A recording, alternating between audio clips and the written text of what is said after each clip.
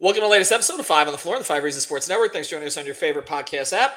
On Apple, recommend Apple Podcasts. On Android, recommend Spotify. Also, check out the 5 Reasons YouTube channel. Also, we tell you all the time to check out Off the Floor. That's our Discord server. That's $2.99 per month. The link is right here in the description. You can bypass the Apple upcharge, subscribe at any time, cancel at any time, and you get access to 10 different channels, the most heat information and conversation, plus our stage shows and more. So check it out. It's Off the Floor. Also, Prize Picks. Use the code 5, F-I-V-E, legal in the state of Florida. Put down your $5. You get $50 to play right away. Prize Picks, the official fantasy sponsor of the 5 Reasons Sports Network. We know that we don't have NFL yet, but you do have NFL preseason. NBA coming up soon. We're going to get the schedule, the rest of it in the next few days, so you'll know what to play there. And, of course, baseball, WNBA, and more. Check it out. It's prizepicks.com. Use the code F-I-V-E. And now, today's episode. Mercy, luxurious, Heat Nation, yeah, Mercy and Lago, down to Biscayne, yeah, 5 on the floor, ride for my dogs, where here's the thing, you can check the score, hustle hard, couple scars, wearing bubble frogs, down to Biscayne. Kept the floor playing, got it all banned. Y'all seen the block, stop with one hand. And Pat we trust, it's power have the guts. We're here to bring the heat, y'all can hang it up.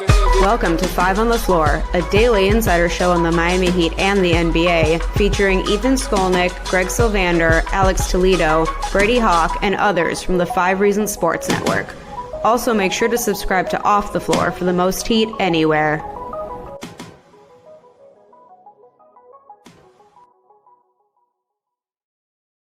All right, welcome back to 5 on the Floor. We're proud to be joined again by our friend Mark Jones. You can find him at ESPN doing all kinds of things there, including the NBA. Also, Sacramento Kings. He's a play-by-play man out there. And Weston resident, which is how I know him. And Miami Pro League attendee.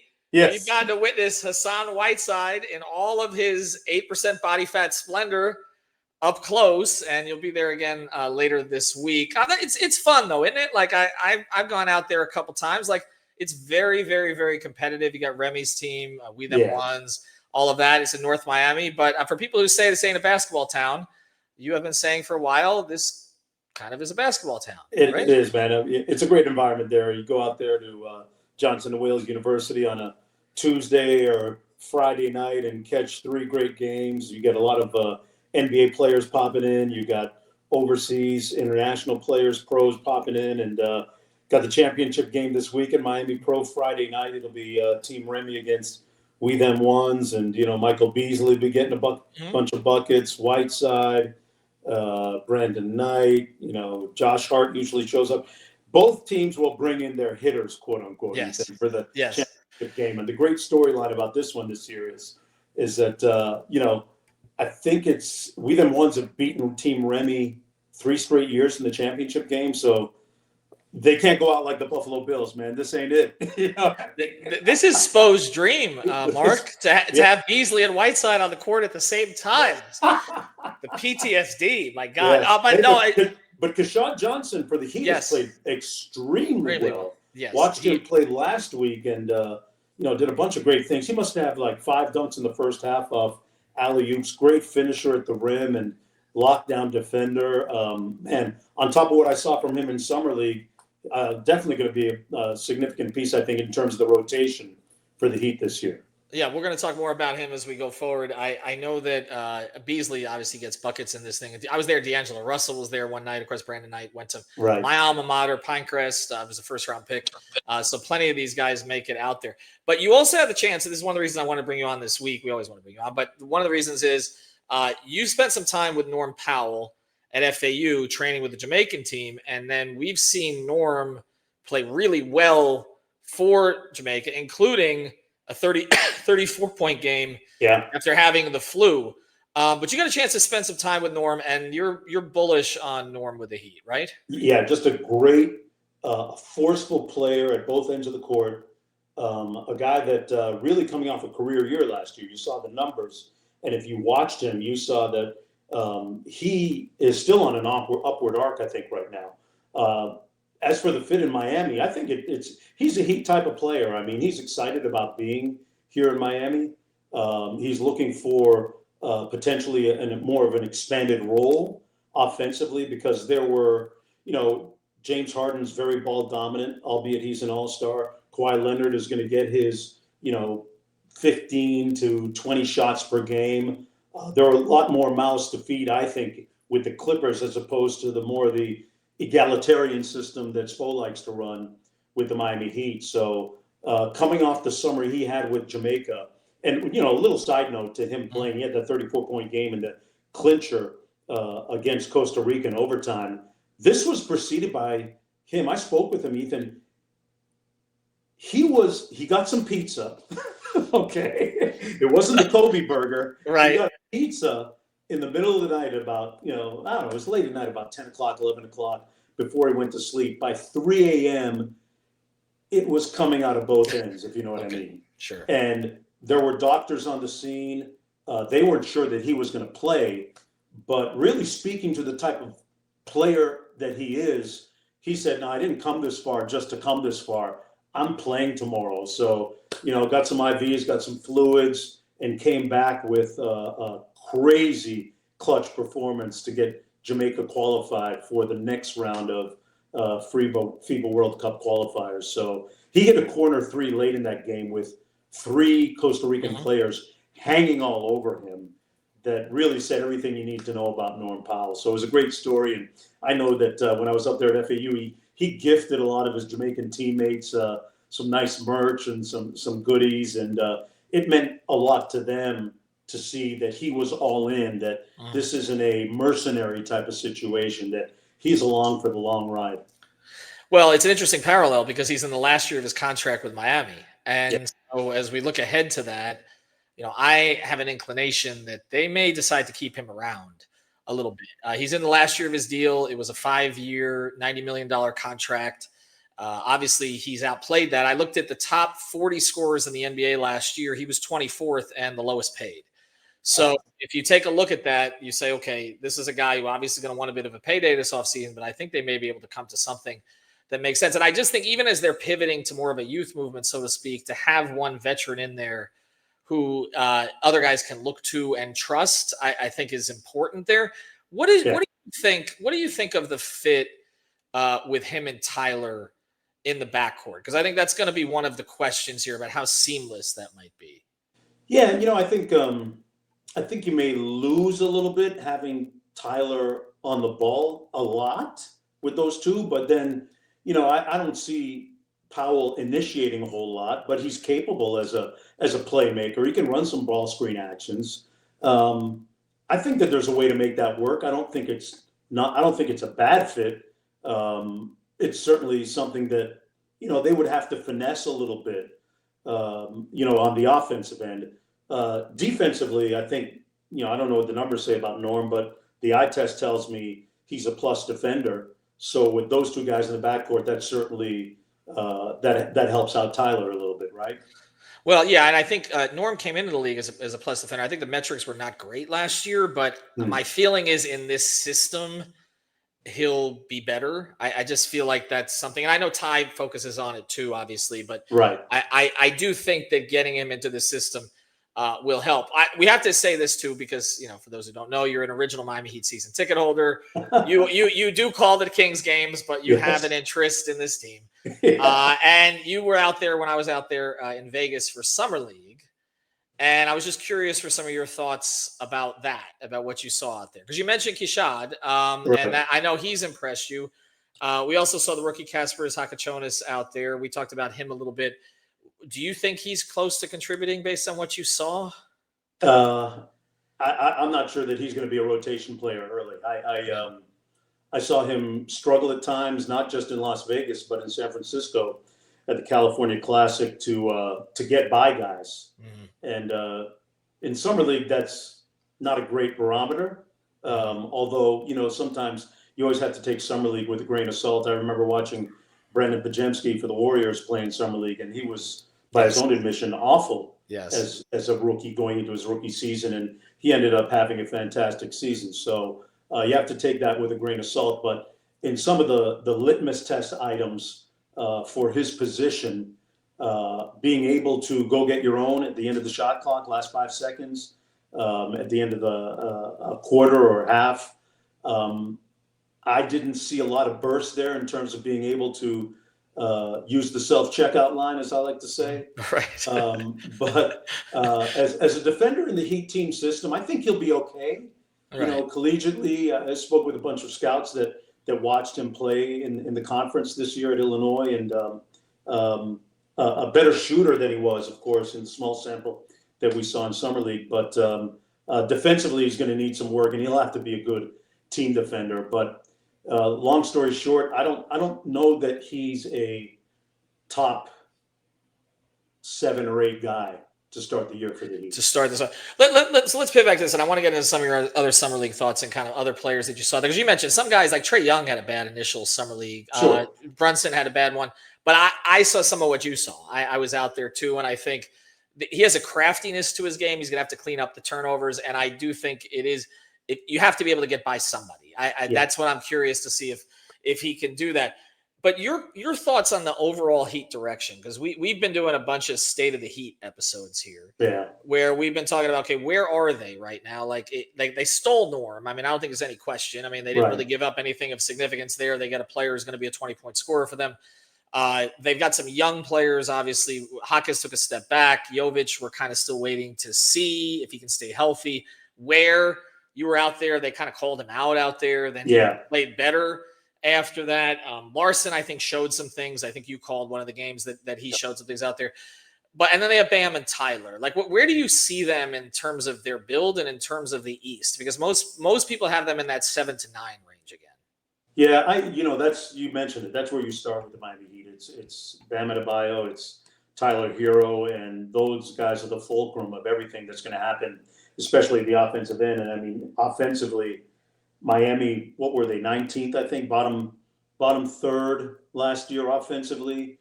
I think that there's an opportunity for Eric to do something, for Coach Spo to do something drastic this year. I think there's an opportunity with the personnel that he has to follow the blueprint that the Pacers did this year.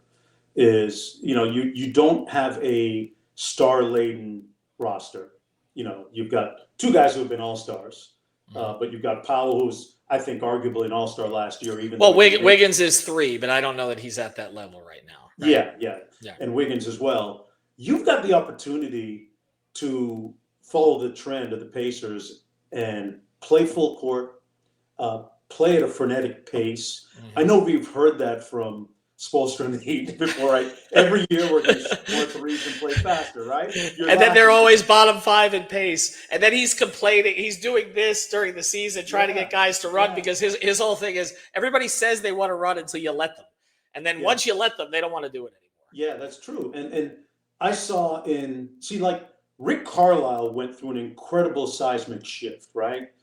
I remember the days when Rick Carlisle used to make 70 play calls per game. And here they are last year, arguably outside of Memphis, maybe the most quote unquote random team offensively in the NBA. So I think there's an opportunity for Spo. One thing Spo is not afraid to do is he'll take chances once in a while. He's really good at being introspective, self-scouting, and coming up with a new plan. And I think there's an opportunity with the personnel grouping they have, Ethan, starting with those 2 guys, Bam and Tyler and Powell and Wiggins, to be able to do something drastic in an Eastern Conference that to the second is wide open. I mean, if you can play 8-9 deep and pick up 94 feet and be able to manage just enough minutes and bodies to make it through the regular season, I think it's a great blueprint for the way that the Heat can play with the guys they have. No, it's an interesting thought. I mean, we're going to talk a little bit more about the East on the other side of this, because it's not just that it's wide open. I think it's the weakest it's been, and this is a 25 to 30 year cycle of it being weak. Yeah. The 8 seed this is a crazy stat. The 8 seed in the West has had a better record than the 8 seed in the East in 28 of the last 30 years. Wow. Yeah.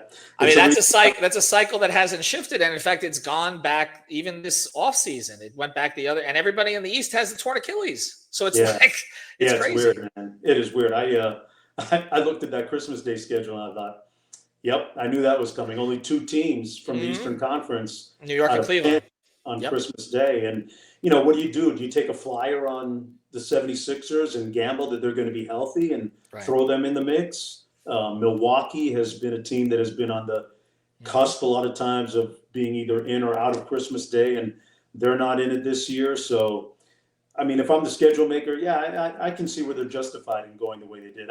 Trust me, I'd love a Christmas Day at home and here in Miami, but Yes. I didn't see that happening either. No, and Spo's 9-0 in Christmas Day games, but he's not going to get another opportunity at least this year, and probably not for the next couple. They got to get a bona fide star, I think, for that to happen. And we talk about the East. There's a lot of stock being put in Philadelphia being potentially healthy, and Orlando and Detroit popping. Like it. That could make it more interesting, but.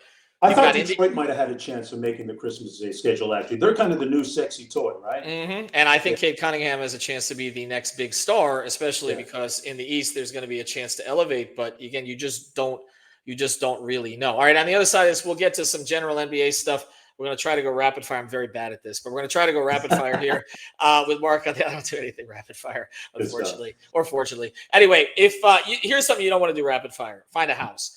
Reach out to our folks at Real Estate Shop. You can find them at realestateshopfl.com. That's 2 P's and an E. Realestateshopfl.com. The Fort Lauderdale Realtor on Instagram. Amanda and Javier, they'll help you walk through the entire process from beginning to end, whether you live out in Weston like Mark or in Fort Lauderdale like me. They cover all of Broward County. So check them out. It's the Real Estate Shop. It's realestateshopfl.com or the Fort Lauderdale Realtor on Instagram, and check out all of their open houses. All right, let's do a little of this here because I know you canvass the entire league.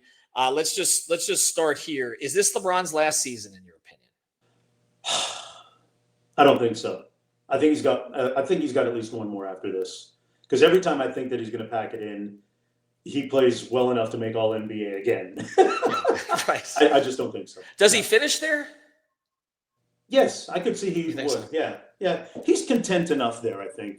And I in my estimation, I think he's embraced being an Angelino. Yeah. I think so. I don't think the winning the championship thing is that important to him anymore. No. I really don't. I think that ship sailed a little while ago. Who, in your view, had the best offseason in the West?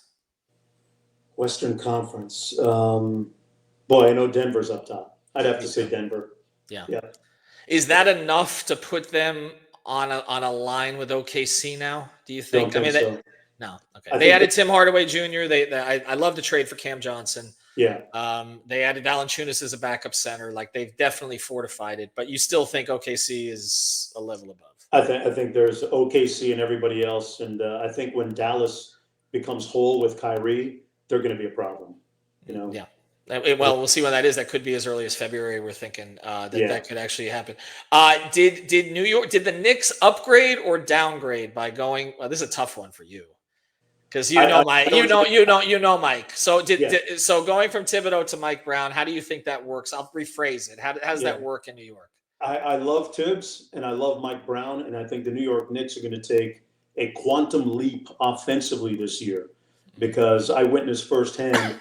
24/7, Mike Brown being able to change the culture, which he won't have to do in New York, and supercharge the offense in Sacramento. And at the time, they had a historically high offensive rating of right around 120 or 121 with the DHO game. And I think you're going to see Karl Anthony Towns in particular have a career year in New York. Playing through him. Okay, a couple of others here. We talked about Philadelphia a little bit. I mean, they have a lot of talent. I don't think there's any question. But do you trust it?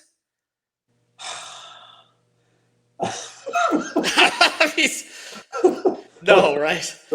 Let me see if. Let me call Drew Hanlon and see where Joel Embiid is right now. Well, I don't know if Drew's going to tell you the truth, but I got you. It's all about Joel's health. It really is. It's interesting. I was watching, it was the 1-year anniversary of USA Basketball winning the gold in the Olympics a couple of days ago this weekend. And I was watching the the semifinal game against Serbia. Mm-hmm. And nobody talks about this, but Joel Embiid handled Joker. Yeah, in the he did. second half of that game. He did. Go back and watch it, Ethan. Mm-hmm. He handled him. Like, he scored at will, and he defended well, too. That's the last great version we've seen of Embiid. I mean, he had a good start to the regular season before he got hurt, but it was too short. Yeah, no doubt. I mean, look, I think that there's weapons there. I mean, you've got Maxey, you've got McCain coming off the injury. McCain coming back. They drafted Edgecombe. I mean, like, there are pieces there, but again, I don't know how that's going to end up. How that's going to end up playing out. They're too young. They're too young. Those guys. For Embiid's timeline, I think they're too young. All right, I'm going to put you on the spot here with the last one. You can make one change, not to the country, because I know there are a lot of those that you like to make. So would I, and that'll be a 2-hour podcast, and we'll end up getting ourselves in trouble. That's a side conversation. You can make one change to the league right now. What would you do? One change. I would shorten the schedule by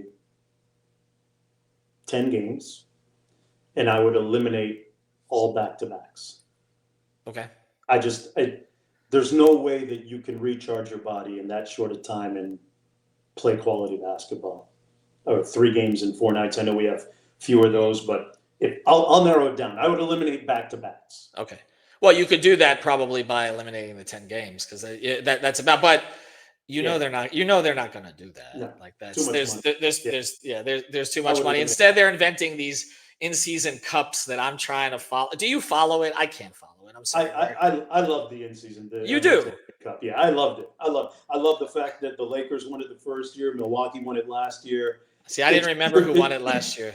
What's that? I don't remember who won it last year. I remember the Lakers winning it because, of course, outlet you work for made a big deal of that. But I don't remember who won it last year. All right. So I'll send this one. It juices up the start of the season, right? While everyone else is still kind of into NFL, it juices up the early part. They're still into NFL, Mark, and for the Heat, it just gave them an excuse to put that ridiculous thing on the court, which is not going to be on there anymore. Hey, it's not as interesting as those yellow seats we used to have at the arena. Well, they've gotten rid of those. They've gotten rid of those.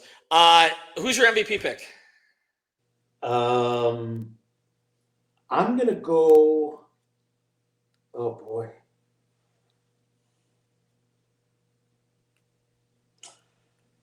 I'm going to go Giannis. I was thinking, well, if they finish top 3 in the East with that roster, then yes. That's the worst roster he's had. He's been great. He's going to put up great numbers, which he has been doing the last couple of years. Over 30 points per game, over 60% from the field. I mean, he was the first one to do that 2 years ago, and his numbers could be even better this year, I think it's Joker just because I think Denver ends up with a 2 seed in the West, and I think he gets some credit for that. But I could see it. See, to me, it's Giannis. If he gets them to a top 3 seed, because I have not seen them put together that mediocre a group around him. It's not a good team, and that's again, Heat fans are hoping. We're doing that whole thing again. But hey, listen, I blew it. I blew it for the Heat Nation several years ago, and during walkthrough. He comes up to me, he says, "Mark, you live down here, right?" He says, "Yeah." I said, "Yeah." I said, "What's it like living here?" And I was like, "Oh."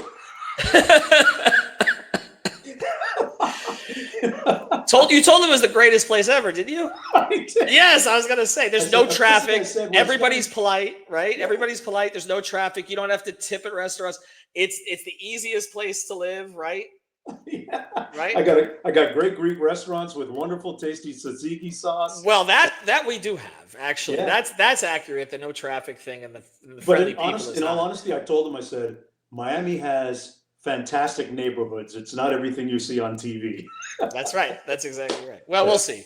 He'll end up with the Heat when he's 38 years old. Yeah. Mark, we appreciate it. I'm going to try to get out there to see you on Friday night at Miami Pro Leagues. Everybody, check that out. It's a good time. It's going to be standing room only though on Friday though. You better get there early. Get there early and Uber is what I recommend. We'll post it on Off the Floor so everybody knows where to go. Mark, thank you very much, sir. Appreciate it. Appreciate you, Ethan. Keep up the great work, man. Thanks for having me. Thank you.